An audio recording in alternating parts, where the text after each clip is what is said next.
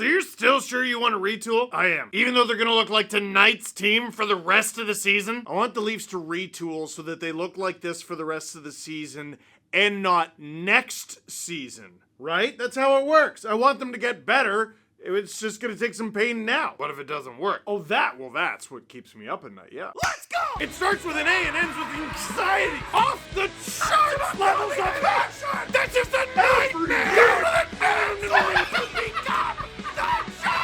With you wherever you are, welcome to LFR. Second verse, same as the first. Had the lead, and then they didn't have the lead. Then they had the lead, and then they didn't have the lead. And then the Rangers just sort of ran them over. The Rangers! The 2026 New York Rangers, bro! Leafs lose 6-2 to the New York Rangers in Madison Square Garden. And that matters. Because not only does that team suck, but they especially suck there.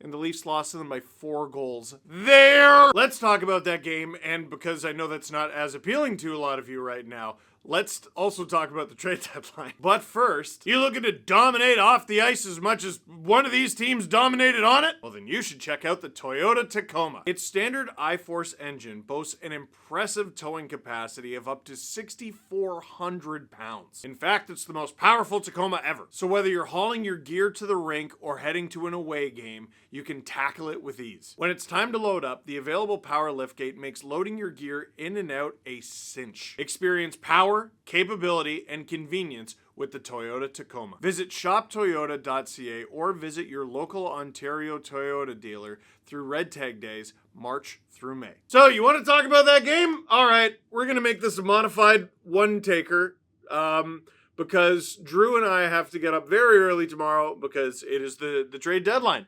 And we're hoping that the Leafs do a bunch of stuff. And the Leafs are silly geese. They're totally unpredictable, which makes them a lot of fun, but if you're a fan of them, stressful, because yesterday, their game in which one was yesterday? I don't even know. They've lost so many games in a row. They scratched 3 players, and they scratched them again in this one. They scratched Scott Laughton, Oliver Ekman-Larsson, and Bobby McMahon because they intend to trade them. So naturally, the first guy who got traded was Nick Waugh, who played in the game anyway, which is really funny. Now, they got a good haul for him, and I made a video already on this channel. They got a conditional first-round pick and a fifth-round pick out of Colorado. It's a 2027 first. It's a 2026 fifth. I like it. It's good stuff. The first is top 10 protected. It's Colorado. I don't think that's ever really going to come into play. But because Nick Waugh is gone and because those 3 guys are scratched, boy, is this team bad. Man, you thought they were bad before. No, they're real bad. But despite how bad they are, man, this was a clash of the Titans. The Toronto Maple Leafs in winter 2026 taking on the New York Rangers in winter 2026, Madison Square Garden. People paid money for this. They ended up being pretty fortunate that they paid money for this, but it didn't feel like that at first because William Nylander, Austin Matthews, Matias Maccelli, that is your top line. They scored 13 seconds in. And you look and you go, maybe, just maybe, there are actually teams that are worse than the Leafs. And not tonight. Nope. They did tie it. It was Will Cooley on the deflection. The Leafs are just baby poop in front of their net. Just baby poop. So they had the lead, and then they didn't have the lead. We head into the second. I couldn't believe that he scored this from the distance that he did, but Easton Cowan with an absolutely disgusting rip on Igor Shesterkin from distance? Craig, go to friggin' jail. How is Easton Cowan, how was he a healthy scratch for so long? How did he still play under 17 minutes in this one? You want to know something funny? There were 2 players on the entire Toronto Maple Leafs roster that were a plus in this game, which maybe shouldn't be surprising. Maybe it should be surprising that there were even 2 on account of the Leafs loss by 4 holy smoking goals. Brandon Carlo was the only defenseman. Easton Cowan was the only forward. This kid is good. This kid is only going to become gooder, better, great even, by playing! So, anyway, I'm not going to yell at you on account of he actually played in this one, and I was happy about it. But the Rangers do tie it. This was the power play goal by Vlad Gavrikov, who is playing the friggin' bumper. The New York Rangers have a defenseman playing the bumper on the power play, and it worked! Ew! The price of Scott Laughton should go up because of that. Because he's not out there. You're getting scored on power plays using a defenseman in the bumper. Anyway, third period started, and the Leafs have this uncanny ability this season to either come out of the gate slow, and you're like, oh, you're not even a hockey team, and then the rest of the game, you're like, well, then what the hell was the first period, right? It's rare they're ever just bad the entire time. In this one, they looked like a semi-competent hockey team for the first 40 minutes. Bro, the Rangers score just 5.5 minutes in. It's Alexis Lafreniere, and it is a Harlem Globetrotters play. It is the kind of goal that makes you say to yourself, I'm not even sure who to pin this on, and I don't think it matters because they ain't winning this game. Nope. Nuh-uh. Not you. Not tonight. After friggin' Lafreniere, Yaroslav Kmelar, I had never heard of this person. So when I heard that he took the shot, and when I heard that he scored, and I heard the excitement in the announcer's voice, I was like, I bet this guy just scored. Oh, there it is. He scored his first NHL goal. Ah, good for you. Not only was it his first career NHL goal, this dude heading into this game had no goals, no assists, no points. It was a -2. Why not get your first goal at home, Madison Square Garden, on the Leafs? You know what? Consider that your good deed done for the day, Leafs. Is you sit there, like, you're really getting back to your roots, right? You got away from that a little bit where every single time there was someone who could score their first career NHL goal, it was against you. You got away from it a little bit. You were a little too good for a little bit there. You're really getting back to your roots and just letting the kids have fun. None of yours, of course. You don't play those. Jacob Quillen played less than 10 minutes in this game. He's going to play less than 10 minutes for the rest of the season. Maybe combined.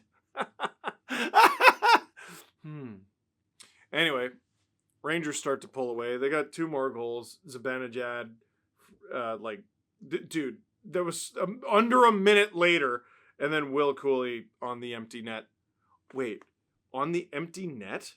Okay, so I was shooting the David Perron trade video for the final few minutes of this game because I was like, this is probably out of reach. The Leafs, sorry, you're telling me the Leafs pulled the goalie while down 5-2.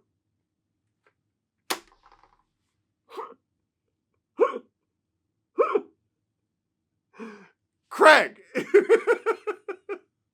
Like, you might look at that and be like, that's so noble, right? He's trying to win no matter what. And you know what? Yeah, like, there's definitely an element of truth to that. But you'll do anything to try to win, but ice lines or make roster decisions that make any kind of sense whatsoever. Max Domi played center again. Anyone else notice that? Anyone else notice that? How'd that go? Let me just check the stats on that. I know Dakota Joshua was a -3. Ooh, yep, that's tough. Nick Robertson was a -3. Oh, yeah, that's pretty tough. That's not good. Max Domi -2. -2. Best of the bunch. Attaboy there, Max. Bro.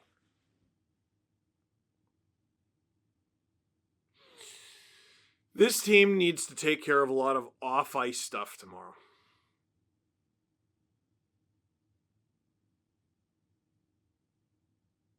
There's no guarantee Oliver Ekman-Larsson ever has a season like this again. You got to make this trade. I'll give you a great example. The Ottawa Senators tonight, they're another team that's on the outside of the playoffs looking in. But even if they don't make the playoffs this year, they're like, we're going for it next year. I think the Leafs have that same thought. I think the Leafs know they have to retool now, but they don't want to be bad going forward. But here's what the Sens did tonight. They made a trade, a buying kind of trade for Warren Fogle. a player who is young-ish, and he is under contract control next season. The Sens also sold. This is a pure sale deal. They trade 37-year-old David Perron to the Detroit Red Wings for a conditional pick that's probably going to end up being a third rounder. Because he's 37! That's what makes sense. What if Oliver Ekman-Larsson falls off of a cliff in terms of his production, and then you're just stuck with the guy? How about now, he's playing great. You stink. He's playing great. He's at a very affordable number. Trade him. Get a haul. Go out there and get a haul. There is no such thing as a seller's market in the NHL. Let me just declare this right now. Why do you think we have a salary cap? Well, because teams are spending too much. Okay, so don't spend too much. But they did that anyway. Well, why did they do it? Because they can't help themselves. Every owner, well, not every owner, a lot of the owners, every general manager, they want to win and they want to do everything that they can to win. So they're going to spend as much money as humanly possible to win. But then when you put a cap on that, okay, we can't go over this, which means I'm going to spend the next nearest thing to win. I'm going to spend prospects, and I'm going to spend roster players I don't really need anymore, and draft picks. I've never even heard of any draft picks. The Vegas Golden Knights traded a draft pick in 2029 today. That's what the Leafs need to take advantage of over the next way less than 24 hours. Like, what are we even looking at here? By the time you see this, by the time you see this, it's going to be 15 hours. 15 hours. Boy, if you get OEL, Lawton, and McMahon done, that's going to be a miracle. And what I would say for Lawton, who I like as a glue guy, McMahon, who I like as the fastest man alive, if you really, really, really want to come back here in the summer, sign here. Lawton, I would understand if there's hurt feelings, because apparently the Leafs haven't even friggin' spoken to him. I will never understand that. They spent the sun and the moon to get Scott Lawton last year, an effective bottom six center, played him on the wing. Then this season rolls around. Obviously, he began the season hurt. He never gets a sniff outside of the bottom six. Why? Because you were playing so well? What? Didn't make any sense. So if he doesn't come back, I won't blame him. If Bobby McMahon, who we know has had discussions with the Leafs, want to come back and the Leafs want him back so badly, then get it done in the summer. But for now, we stink, so take care.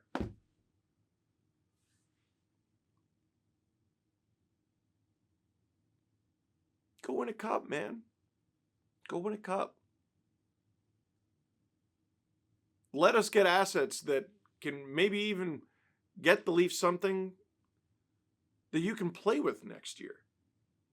Be our Daniel Winnick. Be our Roman Polak. Be the guy who we trade and for some reason just keeps coming back. Winnick came back once. I think Polak came back twice. That dude loved being here. I don't get it. But cool. You got a world supply of second-round picks out of that guy. They're brutal. This season's done, man. It's done. It's over. I don't know where they end up. I can't even tell what's better to win or lose at this point for the draft pick that they've given Boston that could end up in the lottery, which means it's yours, which creates other problems, but at very least you have a top 3 pick now. But watching them lose 6-2 to the Rangers in Madison Square Garden, you start to realize, oh, they don't really have like a choice when it comes to the wins and losses. The choice in wins and losses are, that the choice is for teams that don't completely stink butt. You stink butt, dude. Brutal.